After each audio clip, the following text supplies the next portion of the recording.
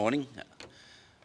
My name's Rob Tagliaferri. I'm the Regional Manager for Department of Finance Eastern Region. I'm Kalgoorlie based, but with the formation of regional programs and the Eastern Region, the Goldfields Esperance region and the Wheatbelt region was merged. So these days I most probably spend more time in the Wheatbelt region than I do in Kalgoorlie or the Goldfields Esperance. Doesn't necessarily make my wife that happy and my family, but the one thing is when I walk back through the door, my dog's always happy to see me. Just before I start talking about selling to state government, I just want to give you an overview of the actual Eastern region and regional programs. And this is our banner over here. Regional programs consist of 4 regions, being the Southern, the Eastern, the Central, which is around Geraldton area, and the Northam, which is Kimberley-Pilbara. All good regions, those other ones, but obviously our region is the most interesting. The Eastern region is over 1 million square kilometres. It extends from Jerramunga up to Esperance, up to Norseman, out to Eucla, through to Kalgoorlie, Leonora, Laverton, the Nanajara lands where you have those iconic names such as Warburton, Giles, Warracoona, and more importantly, it comes through the Wheatbelt and it goes through to Northam, up to Moora, down to Beverley. I find the Wheatbelt to be fascinating. If you ever just do that corridor drive from Kalgoorlie to Perth and you don't go off the road, you never get to appreciate all those great communities in the Wheatbelt. And I'm actually very proud to be able to supply government services to those regions because they have a real sense of ownership and community. Undoubtedly, the Eastern region, to me, is the most diverse geographical, cultural and economic region in WA. So, what do we do? I have 3 business units that I manage in the Eastern region. The first business unit is works, and when we talk about works procurement, is maintenance. And maintenance is a very traditional type business. It consists of basically supplying breakdown repairs, general restoration services, routine maintenance services to government buildings, so government assets. General restoration could be quite simply stuff from painting to carpets, to re-roofs, to air conditioning replacement programs, anything structural repairs. Routine maintenance is something that we take a very strategic look at. Routine maintenance traditionally was just a last thought thing that we do and get out of the way. These days we see routine maintenance where it's for legislative and statutory requirements such as RCD checking, testing and tagging, or it's just your normal servicing of products. We see that as prolonging the life of an asset, so we value those sort of things. And we're actually putting together what we consider to be strategic contracts using our services in the region to deliver better outcomes. Additionally, we do minor works for our maintenance branch. Minor works is quite simply improvement works, upgrades, administration upgrades. Another service that we're currently delivering in the Eastern region is capital works. Capital works has always been delivered in the region, but traditionally it's been delivered from Perth and project managed from Perth. We've built our resources locally that we're now undertaking and project managing capital works in the Eastern region. And it's actually very important because it's about the relationship with local people and understanding the local community and involving our suppliers in those sort of projects. Just an example of that, and through Royalties for Regions, we've just delivered or just about to finish delivering a $12 million upgrade in Esperance, the Esperance Primary School. We're also doing health facilities in Esperance. We're involved in Cundon a trade training centre, and we've just recently been asked to be involved in the Northern Performing Arts Centre, and we'll be taking that project on and project managing it. The other service that we deliver, which is very important, is goods and services procurement. Basically what that is, and very interesting, a lot of suppliers who deliver services and products to government agencies or want that opportunity to deliver services and products to government agencies is that for anything over 20,000, it is important for, or it is actually mandatory for Department of Finance to be involved. So government agencies shouldn't go out and purchasing that stuff without our assistance. And generally, as a general rule, we actually undertake or facilitate that process totally on behalf of agencies where required. We also do what we call group buying arrangements.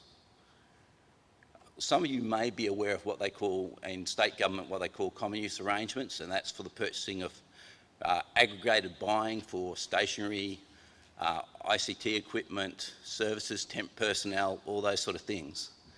Generally, they're mandatory in the metropolitan area and non-mandatory in the regional areas.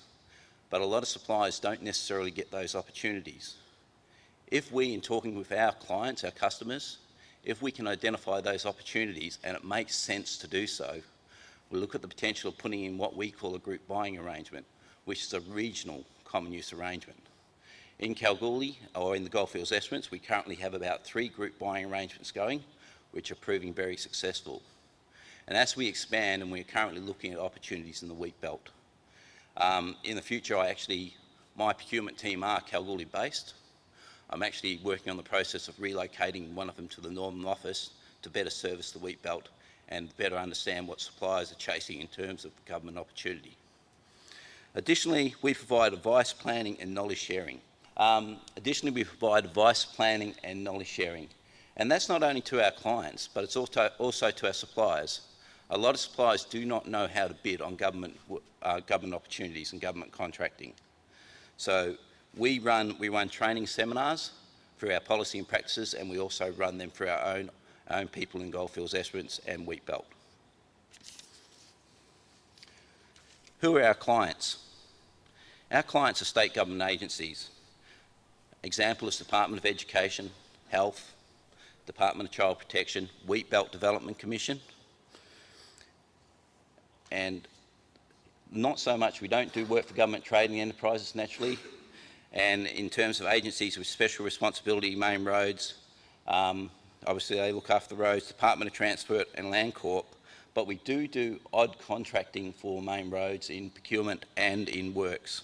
How do agencies purchase? In works, via our service alliance, we're in the process of, we actually have what we call a service alliance arrangement where we pre-qualify in maintenance, for maintenance works contracts, we pre-qualify contractors to do our work. We're currently undergoing a process where we're now enhancing this process, that we've put out new applications for what we call SA12, Service Alliance 12. And the whole concept of Service Alliance 12 is that we will have contractors pre-qualified, and up to 150,000, they will be the people that we will contract with. Quite simply, if you're not pre-qualified for works maintenance, you won't be contracting with us. So we have done a big push regionally to actually encourage all our existing contractors and new contractors to become Service Alliance for works maintenance. It's not to say if you didn't get on, we're in the process of currently evaluating this. If you didn't get on the first time, it's not to say that you can't apply to get on and become pre-qualified. But we're really encouraging local people to get on board. Obviously, we do tenders and quotes in line with the state government buying rules. For goods and services, as I mentioned before, we have common use arrangements. Common use arrangements are statewide arrangements which are generally mandatory in the metropolitan, non-mandatory in the regional area. Give us the opportunity to look at other potentials or other contracting solutions that we may be able to deliver regionally if it makes sense to do so. Obviously, agencies can direct purchase up to $5,000. I would still encourage them to get a quote if they don't know their market. I would encourage them to deal locally wherever they can. It's very important that we actually take into consideration local people. Simple verbal quotes under 20,000. Under state buying rules, they talk about sufficient quotes. There's always a talk, what makes a sufficient quote? There was old methodology that was always 3. Well, it may not be 3, it may be only 2. You know, if you go to the market and the market tells you only got 2, or you go to the market in a competitive market and you only get 1 quote, that may end up being a sufficient quote. But you should always seek advice if you're unsure from us. I'm most probably talking more to agencies, but letting suppliers know what happens. And obviously you have written quotes over 20,000, which is basically dealing with conditions of contract, fully specified, closing in tender box, and very similar for open tenders, which are over 150,000.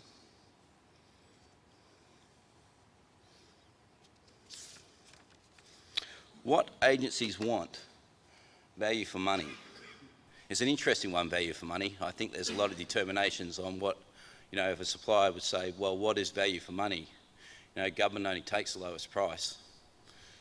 I think sometimes in works maintenance, there's most probably a little bit of truth in that. But what I do know, I come from a background that's covered those 3 business units it's covered capital works, it's covered maintenance, and it's covered goods and services. And what we do in goods and services, we look at all those things. We talk about capability. So we put out for a service that it may be for a consultancy, it may be for a supplier of some equipment.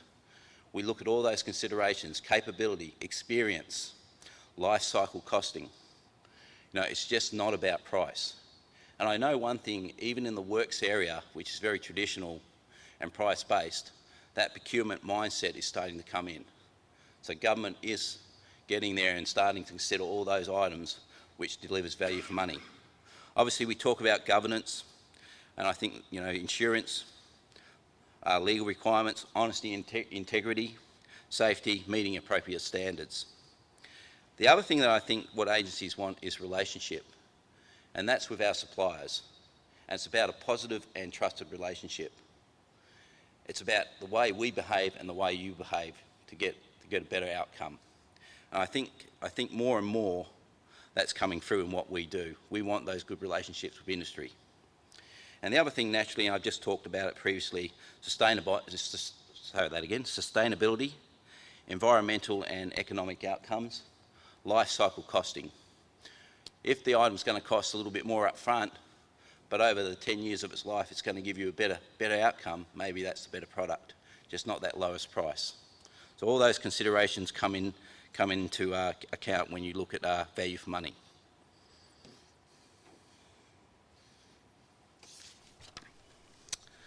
Purchasing in the regions. Well, being a regional person, I'm very passionate about purchasing the regions. I was born and bred in Kalgoorlie, so I know Paul Thomason very well. Paul's an extremely passionate man. I think he, if you want to talk about someone who lives to encourage the development of the wheat belt area, I think Paul's a very good example of that, regional areas. So, purchasing the regions, we want to establish sound relationships. We want value for money, timeliness. We want local suppliers who can deliver good outcomes quickly, support our business, and the wider benefits for regions in Western Australia. And more importantly, supporting the whole concept of the buy local policy. Government is a great supporter of the buy local policy. They're encouraging agencies to support it. We need to get on board and make sure we do the right thing by the suppliers in the region who want to access government opportunities.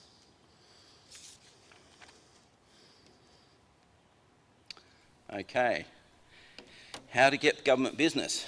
An interesting one is you may have all heard about regional price preferences, whether it's works maintenance or goods and services.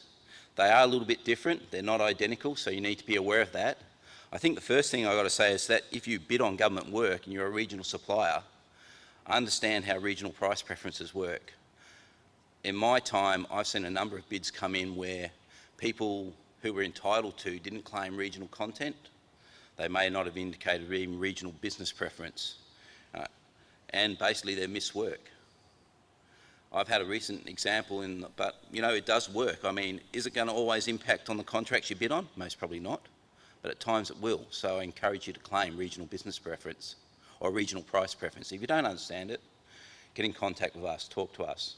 But recently in the last 2 months, I have awarded a contract to a wheat belt supplier over a metropolitan supplier based on him claiming price preferences. So it does work. Local content, if you're bidding on contracts, goods and services contracts over 750,000, you need to know how to actually respond to this criterion. And a lot of people don't, but it's about you demonstrating the benefits of your business and the way you'll support regional business in Western Australia. So once again, if you don't know how to respond, it's very important that you talk to us.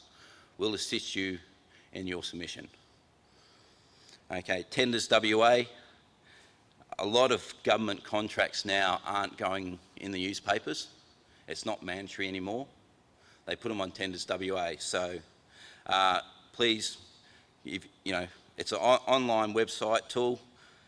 Get registered for the contracts that you're interested in applying for. Brochures, obviously on our website, we have a lot of brochures. If you want them, please contact me. I can get them out to you, or alternatively, you can download them from our website. We obviously run courses for selling to government. They're generally 2-hour sessions. They are delivered by our policy and practices people. Additionally, in my office, my people in my office can deliver these courses and have been delivering these courses throughout the region. We obviously have our finance website for information. We have locally based regional offices. I have a maintenance work office in Northam, and I'm currently in the process of looking at the opportunity of relocating a procurement person to that office where I can. I have two satellite offices in Merredin and Esperance, and I have my other main regional office in Kalgoorlie. And the main thing is, if you need advice, drop in and see us, where it's in Kalgoorlie, Northam, or by chance in Merredin or Esperance, or otherwise contact us on the phone number listed there, and we'll assist you as well as we can. Thank you.